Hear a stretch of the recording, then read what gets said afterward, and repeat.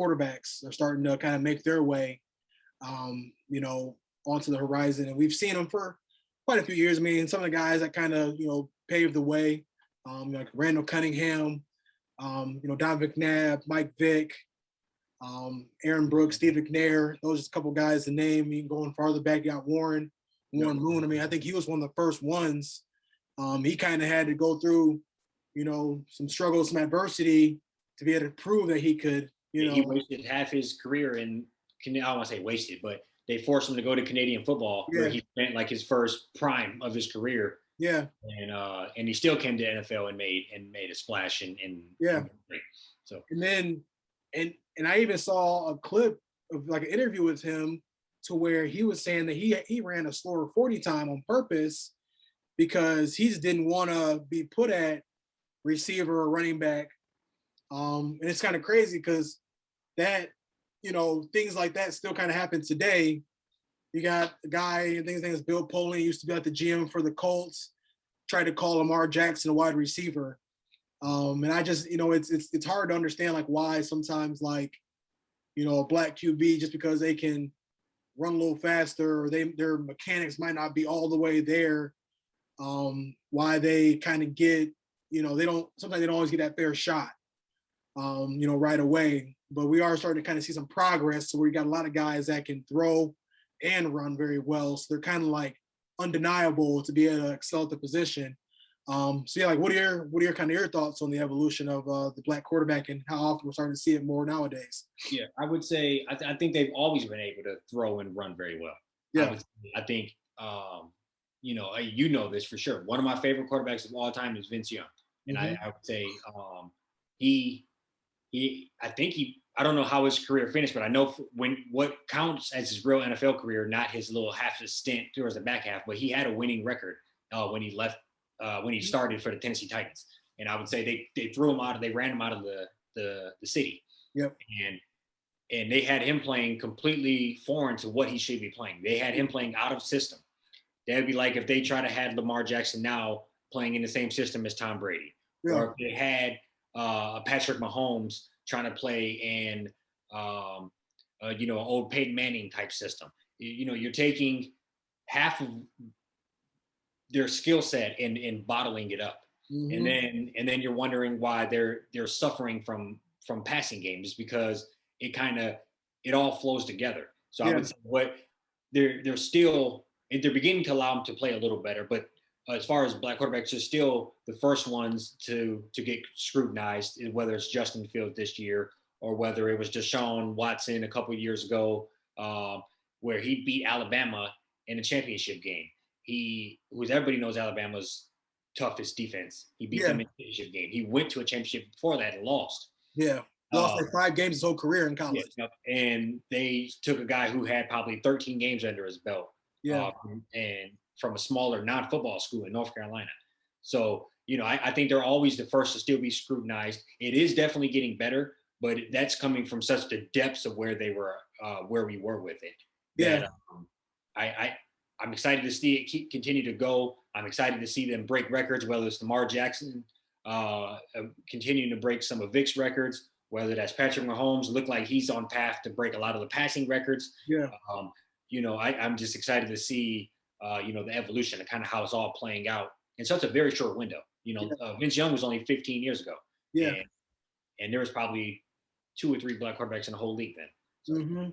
Yeah, and it's just crazy because it's like, I think one of the more interesting, like most recent ones to me was like we watched Cam Newton. He was in shotgun his whole career, like how Vince Young was as well, like in college. And, we just saw how much success like he had when doing that. And then it was kind of crazy because some of the analysts, these guys, they don't know what they're talking about half the time. But it's just crazy because they'll be like, okay, he was successful doing this. And obviously the game, it gets a little bit tougher here and there when you go from college to the NFL. But what was so wild to me was that they're out of nowhere. They're like, well, let's see what he can do, under center, like taking a snap under center. And I respected Carolina because he took some, but they made sure that they set him up for success.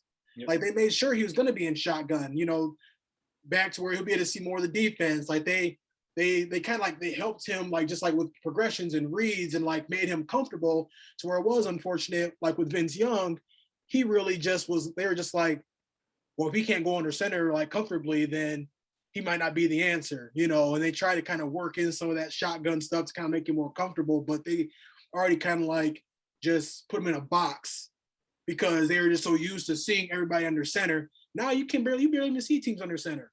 No like, way. Like, I mean, everybody's coming out. They're just letting their quarterback stand 7-8 yards off the ball and just pick teams apart. I mean, or you know, read option, like just opening up the defense or opening up the offense more and making it tougher on the defense to figure out what's going on. So it was always wild just kind of seeing like these quarterbacks just be so dominant in college, and then they got to go to the combine and like get under center and like, you know, be put in these uncomfortable situations just to kind of like fit that mold that team kind of wanted them to. So it wouldn't work in any other circumstance. No team would draft a running back that was known for speed and then try to make them run up the gut. Right. Nobody would draft the big running back and then say, we're going to try to always have you hit the edge. Yep. You draft a guy for their skill set and not try to say this. If you want a guy that's cookie cutter and that could play your role, then you have no reason to draft them in the first place. If you wanted, I think Jay Cutler was in that Vince Young draft. If you wanted a guy that's more traditional, then get him. You had no business drafting Vince Young or whoever the case may be, because you can name hundreds of, not hundreds, but tens of quarterbacks over the years that have been put in bad situations for various reasons. Mm-hmm. And also, just the evolution of it. Now, some of the Josh Allen's and players along those lines who are white quarterbacks are starting to be able to run a little bit more. Trevor Lawrence got a little bit of wheels. You see people spin out like Johnny Manziel. Aaron Rodgers. That's what I really wanted to talk about was Johnny Manziel. That same guy, same exact everything. DUIs, the money hanging out, the money hands, whatever, hanging out with the NBA players and Drake, drinking and Drake and all that stuff. He wouldn't have been drafted in the first round, but he was anyway. Yeah. And then they still let him go out there knowing that he had no chance. That was, that's really the kind of the epitome of it all. When you look at a guy like that, who would have, if he was black, he would have never been drafted or drafted severely later than first round, over just how he was viewed, how he acted, how he carried himself. Clearly not a leader. And also on top of that, he just didn't have the skill set. He just wasn't that talented. I don't think even if you gave him a great system, which they did kind of work with him, it wasn't going to work. Yeah. But that just shows you how less scrutinized they are of him or somebody like him than they are of, the average quarterback that, your Dak Prescott or somebody like that who went to the third round. Yeah. And it's crazy because, I mean, it's, it's what's so wild to me is these players, they get punished for just like being winners almost. These quarterbacks, like Dak Prescott. I mean, he was at Mississippi State, was a Heisman contender until they ran into Bama, which happens to everybody. Beat LSU in Death Valley, run all over the place, throwing for all these yards, running for all these touchdowns, throwing for all these touchdowns. And it's like, fourth round. I wish I did more research to see who else got picked before him, but I'm pretty sure he's one of the only quarterbacks like he definitely the only quarterback, or Jared Goff. It's in the Goff and Yep. So that right there is like these guys went 1 and 2, and they don't even. I mean, Carson Wentz didn't even look like he knew what he was doing last year. Like Jared Goff had 1 year, got paid, and really, they obviously were like, yeah, you're not getting the job done with all the talent around you, so we got to look elsewhere. And even watching like Russell Wilson, like he one of my favorite players in the league. I love him. What he did was he got picked third round, came into preseason. The Seattle, they picked up a quarterback from Green Bay, Matt Flynn. Yeah. They signed him that year to be the starter, and Russell Wilson just straight up came in and just took over and never looked back since. Won a championship, took him to the Super Bowl again. So it's always been so bizarre to me. Like you see that it's not like just taking a guess or just like a shot in the dark. I mean, we literally would see these players play so well and do so well at running and throwing, but then be like, well, they should maybe play a different position, or Yeah. mechanics might be off or something like that. And I forgot where he got drafted, but just to kind of loop this into another one, we both had Kellen Mond as one of our quarterbacks that we know are going to show out. That was like a 4th-round pick. I forgot exactly where he was, but he was later, like 3rd or 4th round. Yeah. He will be a starter and make a name for himself. Period. Already way more talented than Kirk Cousins. Yeah. Like, and they got about one more year. Kirk Cousins. I mean, what he's doing now is just ridiculous. Like he stole a couple of checks from Washington, got a big contract in Minnesota, and literally just been below average, since. And he only got a matter of time. But yeah, I mean, Kellen Mond, 4-year starter, played at Texas A&M, played in the SEC, put up crazy numbers. Like, and it's like, how do you, where's kind of like, sometimes that disconnect. It's you have that, but then you have like and even though Zach Wilson looked decent, but it was preseason. But then it's like for me, it's like you watch Kellen Mond in the SEC with a winning record over 4 years, but then like you see Zach Wilson at BYU never beat a Power 5 team, no touchdowns, like 10 interceptions against Power 5 teams. Like he literally struggled against like some of the better competition. But like, what are we kind of like? What's the comparison? Like, what are we looking at here? Because I don't know. I feel like Kellen Mond was, he deserved the right to at least be like a top 15, top 25 pick in my eyes. I agree. And time will tell. Yeah, and sometimes for the best too, because like I mean, Zach, he's gonna be in a dumpster. He's literally in a dumpster fire. They're gonna be horrible for years. I agree. It looks better as far as your accolades, and if you can come out and play. But where it really hurts is, what do you think they got paid the difference? $20-30 million. But yeah. Zach Wilson's grandkids are already good. Kellen Mond still got some work to do before his grandkids are good, and that's where it really turns around and screws people. That he's going to have to come out and prove himself, or many other players can come out and prove themselves when you give these players some early checks. So it's just crazy.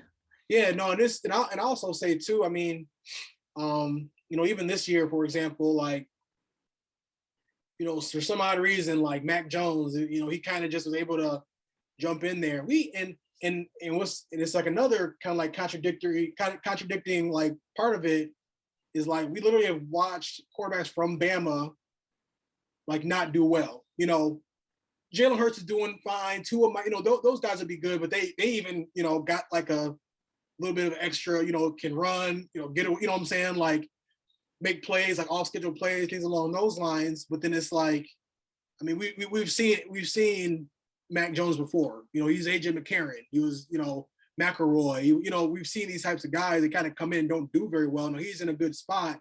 But then it was kind of crazy to me that they were able to just kind of be like, well, Justin Fields, like he has trouble reading defenses and, he, not very accurate all the time.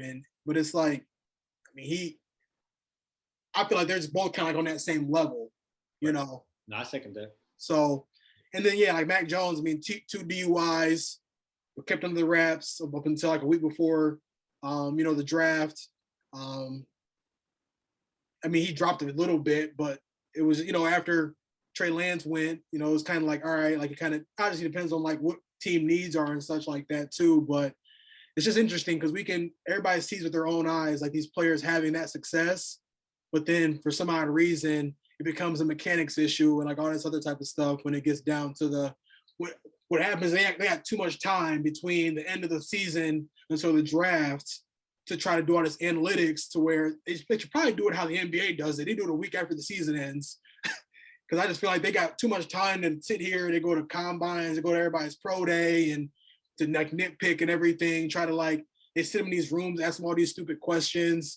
Like I heard one player was being asked how to rap, like the team asked him to rap in an interview at the combine. So it's funky. And we know how funky the NFL is, how they have been for a very long time. So yeah, no, they're a dirty league.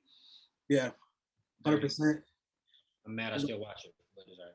Yeah, I mean it's unfortunate. It's by best sport in the world and best athletes in the world, but the league is horrible. I hope they kind of start to learn from the NBA a little bit. I think the NBA players got a lot of the power. They're able to kind of just step in, make impacts, and make a lot of changes.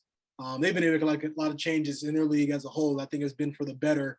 I think they just have a lot better product than the NFL does right now. I agree. And what I would say, the reason the NBA and NFL are the difference in that